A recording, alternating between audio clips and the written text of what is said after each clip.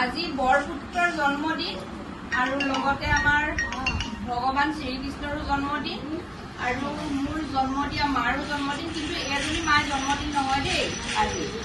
আজি গোটেইকেইজনে মিলি ভগৱানৰ ওচৰত এনেকৈ পায়স অকণমান দিলোঁ আগবঢ়াই আৰু এতিয়া গোটেইকেইগৰাকী আমি বহি পেলাই ঘোষা এটা গাই আহি মন্দিৰত এনেকৈ এতিয়া পায়সকণ খাবলৈ লৈছোঁ। আশীৰ্বাদ কৰিব সকলোৱে যাতে মানুহজন দীৰ্ঘায়ু হয় আৰু মায়েকো আশীৰ্বাদ কৰিব। যিহেতু মায়ে জন্মদিন হৈছে ন, সেইকাৰণেহে আজি আমি এনেকৈ লগে ভাগে হৈ পেলাই একত্ৰিত হ'ব পাৰিছোঁ বৰপুত্ৰৰ জহত। আৰু ইফালে পূজা চাওক কি কৰি আছে কিমান খাব পাব লাগিব ন, মানে আমাৰ জন্মদিনকে লাইন লৈছে।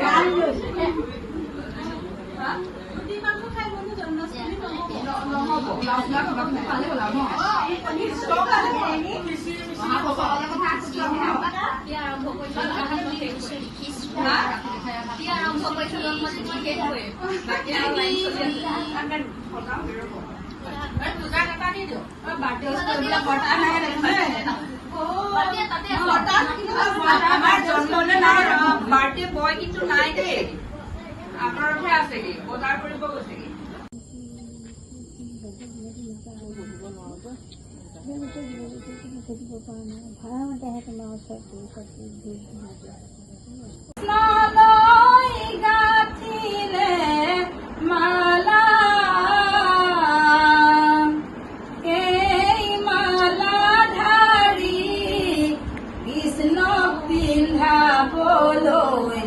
নাহিলে দ্বাৰকাৰ পৰা কুন্দিলৰ নগৰে ৰুক্মিণী সুন্দৰী কৃষ্ণলৈ গাঁঠিলে মালা।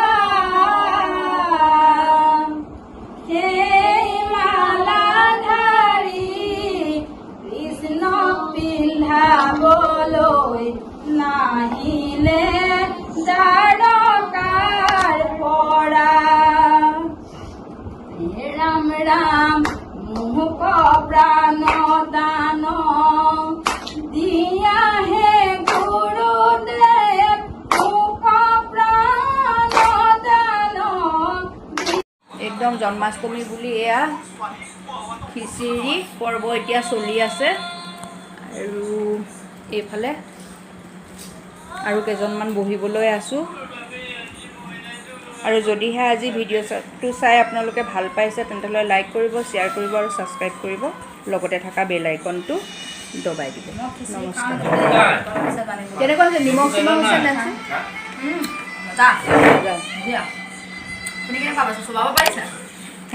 খিচিৰি